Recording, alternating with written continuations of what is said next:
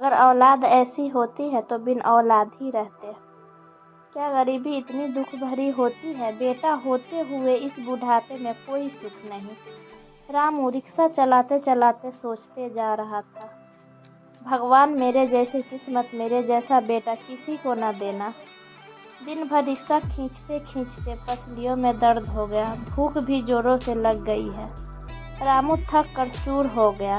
Rickshaw घर की तरफ मोड़ लिया, धीरे धीरे पैडल मारता आखिर अपने घर तक पहुंच ही गया। पति को आता देख शोभा जल्दी से अपनी झोपड़ी से निकल आई, बाल्टी में पानी और लोटा लेकर हाथ पांव धुलवा दिए। अपना आंचल पकड़ा दिया चेहरा पोंछने के लिए। फटे आंचल से चेहरा पोंछ रामू जल्दी से बोला, क्या पकाया है सगुनी की माँ? मसूर की दाल और रोटी। जल्दी से रोटी दाल डाल दे, थाली में बहुत जोरों की भूख लगी है। तू भी अपना खाना डाल ले थाली में, साथ ही खा लेते हैं। सादा सा खाना दोनों ने बड़े प्यार से खाया। ऐसा नहीं कि रामू बेऔलाद है, पर ब्याह के बाद उसका बेटा सुगनू दिल्ली चला गया।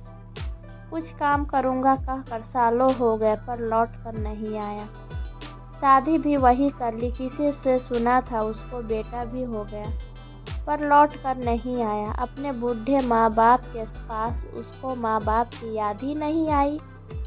रामू बूढ़े होते जा रहा था, साइकिल रिक्शा चलाकर अपना और अपनी पत्नी का पेट भर रहा था अब तक, पर अब कमजोर देह मेहनत नहीं कर पा रही थी, थकने लगा था। बहुत पहले शोभा भी घरों में काम करने जाया करती थी, पर अब वो भी कमजोर हो चुकी थी।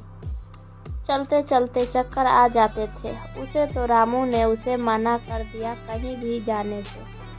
कड़ाके की ठंड पड़ रही थी, बूढ़ी हड्डियां ठंड से अकड़ सी गई। हिम्मत करके रिक्शा लेकर चला कि कुछ तो मिलेगा जिससे पेट भर जाएंगे दोनों। शोभा कई दिनों से बीमार पड़ी थी, रोटी नसीब नहीं तो दवा कहाँ से आती। सरकारी अस्पताल में भर्ती करा दिया, पर वहाँ भी उसे कोई आराम न मिला। सुबह रामू सवारी की तलाश में रिक्शा लेकर निकला। अचानक सीने में जोर का दर्द उठा और एक हिचकी के साथ उसका दम निकल गया।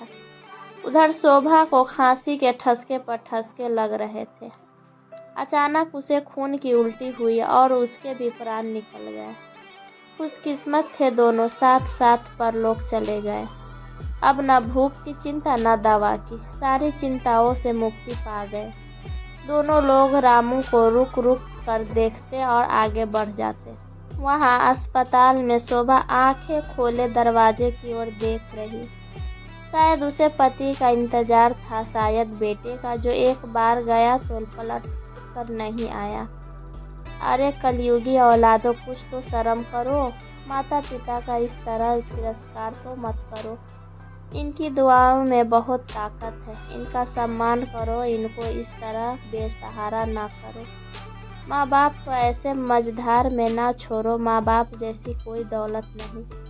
वो कैसे बदनसीब बच्चे हैं जो माँ बाप को इस हालत तक पहुँचा देते हैं।